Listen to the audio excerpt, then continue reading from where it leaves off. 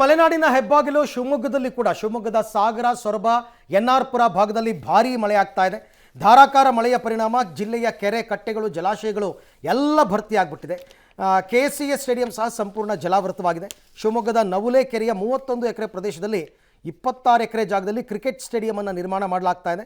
ಪ್ರತಿ ಮಳೆಗಾಲ ಬಂದಾಗಲೂ ಕೂಡ ಈ ಸ್ಟೇಡಿಯಂ ಜಲಾವೃತವಾಗುತ್ತೆ. ಕಳೆದ 2-3 ದಿನಗಳಿಂದ ಧಾರಾಕಾರವಾಗಿ ಮಳೆ ಸುರಿಯುತ್ತದೆ. ಧಾರಾಕಾರವಾಗಿ ಮಳೆ ಸುರಿಯುತ್ತಿರೋ ಪರಿಣಾಮ ಜಿಲ್ಲೆಯ ಎಲ್ಲ ನದಿಗಳು, ಹಳ್ಳ ಕೊಳ್ಳಗಳು ತುಂಬಿ ಹರಿಯುತ್ತಿದೆ. ನೀವು ನೋಡ್ಬೋದಾಗಿ ನಾವು ಇವತ್ತು ಶಿವಮೊಗ್ಗದ KCA ಕ್ರಿಕೆಟ್ ಸ್ಟೇಡಿಯಂ ಬಳಿ ಇದ್ದೀವಿ. KCA ಕ್ರಿಕೆಟ್ ಸ್ಟೇಡಿಯಂ ಕೂಡ ಸಂಪೂರ್ಣ ನೀರಿನಿಂದ ಜಲಾವೃತವಾಗಿದೆ. ನೋಡ್ಬೋದಾಗಿದೆ ನವುಲೆಯ ಶಿವಮೊಗ್ಗದ ನವುಲೆಯಲ್ಲಿ ಈ ಒಂದು KCA ಸ್ಟೇಡಿಯಂ ಇದೆ. ಅಂದರೆ ಈ ಸ್ಟೇಡಿಯಂನಲ್ಲಿ ರಣಜಿ ಮ್ಯಾಚ್ಗಳಿರ್ಬೋದು ಮತ್ತು ಅಂಡರ್-19 ಮ್ಯಾಚ್ಗಳಿರ್ಬೋದು, ಇಂಥ ಕ್ರಿಕೆಟ್ ಪಂದ್ಯಗಳು ನಡೀತಾ ಇರುತ್ತೆ.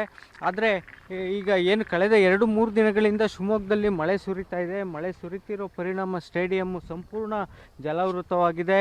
ಈ ಜಲಾವೃತ ಆಗೋಕ್ಕೆ ಕಾರಣ ಅಂದರೆ ಈ ಸ್ಟೇಡಿಯಂನ ಕೆರೆಯಲ್ಲಿ ನಿರ್ಮಾಣ ಮಾಡಿರೋದು. ಅಂದರೆ ಸ್ಟೇಡಿಯಂಗೆ ಮೊದಲು ಇದು ಕೆರೆ ಆಗಿತ್ತು, ನವುಲೆ ಕೆರೆ ಆಗಿತ್ತು. 31 ಎಕರೆ ಪ್ರದೇಶದಲ್ಲಿ ಈ ಒಂದು ಕೆರೆ ಇತ್ತು. ಆದರೆ ಆ ಕೆರೆಯನ್ನೇ ಮುಚ್ಚಿ 26 ಎಕರೆ ಪ್ರದೇಶದಲ್ಲಿ KCA ಸ್ಟೇಡಿಯಂ ನಿರ್ಮಾಣ ಆಗಿದೆ. KCM ಕೆರೆಯಲ್ಲೇ ನಿರ್ಮಾಣ ಆಗಿರೋ ಪರಿಣಾಮ ಈ ಮಳೆಗೆ ಸ್ಟೇಡಿಯಂ ಕೂಡ ಸಂಪೂರ್ಣ ಕೆರೆ ಅಂತಾಗಿದೆ. ನೋಡ್ಬೋದಾಗಿದೆ, ಕಣ್ಣು ಹಾಯಿಸಿದಷ್ಟು ದೂರ ಕೆರೆ ಯಾವ ರೀತಿ ಇರುತ್ತೆ ಅದೇ ರೀತಿ ನೀರು ತುಂಬಿಕೊಂಡಿದೆ. ಪಿಚ್ ಕೂಡ ನೀರಿನಿಂದ ಆವರಿಸ್ಕೊಂಡಿದೆ. ಸ್ಟೇಡಿಯಂ ಸಂಪೂರ್ಣ ಜಲಾವೃತವಾಗಿದೆ. ಅಂದರೆ ಈ ನೀರನ್ನು ಹೊರಗೆ ತೆಗೆಯೋದಕ್ಕೂ ಕೂಡ ಆಗೋದಿಲ್ಲ. ಇದೇ ಸಂಪೂರ್ಣವಾಗಿ ಹಿಂಗಿ ಹೋಗಬೇಕು. ಅಲ್ಲಿವರೆಗೂ ಕೂಡ ಈ ಯಾವುದೇ ಮ್ಯಾಚ್ಗಳು ಕೂಡ ನಡೆಯೋದಕ್ಕೆ ಸಾಧ್ಯ ಆಗೋದಿಲ್ಲ. ಆದರೆ ಈ ಮೊದಲು ಸ್ಟೇಡಿಯಂ ಮಾಡೋದಕ್ಕೆ ಕೂಡ ಕೆಲವು ಸ್ಥಳೀಯರಿಂದ, ಪರಿಸರವಾದಿಗಳಿಂದ ವಿರೋಧ ಇತ್ತು. ಯಾಕೆಂದರೆ ಕೆರೆಯಾಗಿ ಉಳಿಸ್ಕೊಳ್ಬೇಕು, ಯಾವುದೇ ರೀತಿ ಸ್ಟೇಡಿಯಂ ಮಾಡಬಾರ್ದು ಅನ್ನೋ ಒಂದು ಕೂಗು ಕೇಳಿಬಂದಿತ್ತು. ಆದರೂ ಕೂಡ ಅದು ಯಾವುದನ್ನು ಲೆಕ್ಕಿಸದೆ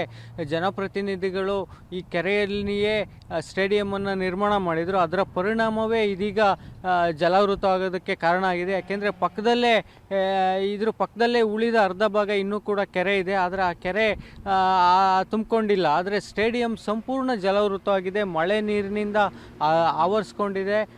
ಹೀಗಾಗಿ ಯಾವುದೇ ರೀತಿಯ ಮ್ಯಾಚ್ಗಳು ಇಲ್ಲಿ ಮುಂದಿನ ದಿನಗಳಲ್ಲಿ ಅಂದರೆ ಸದ್ಯಕ್ಕೆ ನಡೆಯೋದಕ್ಕೆ ಸಾಧ್ಯ ಇಲ್ಲ.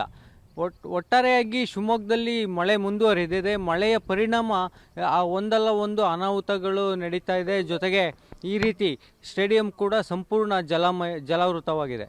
ಶಿವಮೊಗ್ಗದಿಂದ ಕ್ಯಾಮ್ರಾಮನ್ ಸತೀಶ್ ಜೊತೆ ಶಶಿಧರ್, KV ಪಬ್ಲಿಕ್ TV.